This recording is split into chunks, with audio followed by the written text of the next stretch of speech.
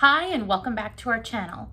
So you've gotten to the point where you're talking to someone in an interview. Now this may be a face-to-face interview, a phone interview, a Skype interview. Regardless, they've now asked you the dreaded salary question. How do you answer questions about your salary? Let's cover that today. Now, when we're talking about companies asking you about your past salary that you've earned, this is something that is very different country to country.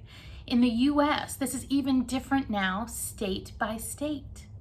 There are several states where it is no longer okay for individual companies to ask you, what was your last salary? Here's my advice for you. Your salary information is always something personal, just to you. You never have to release your salary if you don't want to. But you may need to have in mind a salary range that you're willing to accept for a position. Now, why is there so much legislation right now in the US about salaries?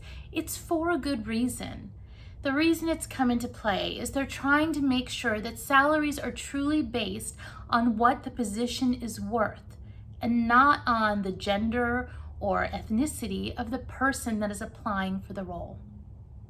And this is much easier said than done when you have a larger company that has salary structures in place.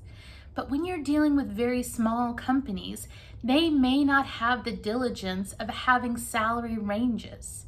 And if they don't, they're doing more of what's called market-based pricing. Even with these smaller companies, it's still okay to not release your past salary. Instead, what you can do is have a salary range that you're willing to accept. Now, when we're talking about salary and you're trying to make a decision on the company that you're joining, I do want you to think about more than just what we call base compensation. Now, base compensation is just the salary that you're getting to do that job. What you want to look at is total compensation. Total compensation takes that base salary. Let's say it's $80,000 that they're offering you for that job. And it also takes into consideration any bonuses that that position may be eligible for. Maybe it has a quarterly bonus. Maybe it's a sales role with a commission plan. Maybe it has an annual bonus. But total compensation is even more than that. And especially in US, the cost for medical benefits is very, very high if you're going out onto the market by yourself. So part of your total compensation package is the health and welfare benefits that a company offers you.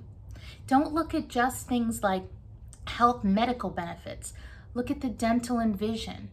And look at some other benefits that you may not be thinking about every day, like life insurance or short-term disability and long-term disability.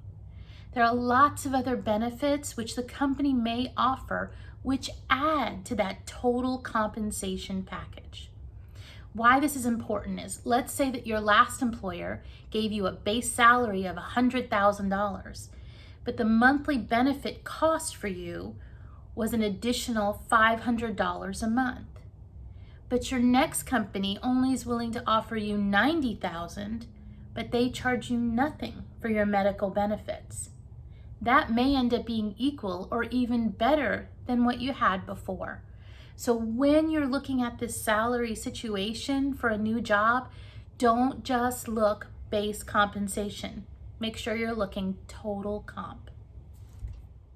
Now, salary questions are some of the biggest ones that we get in our firm, where candidates are asking us for help. How do I negotiate? How do I talk further about salaries? Here's what I want to ask from all of you. If you have additional questions about how to handle salary conversations, please put them in the comments of this video, and we'll try to do follow-up videos covering as many of those as we possibly can. Thanks.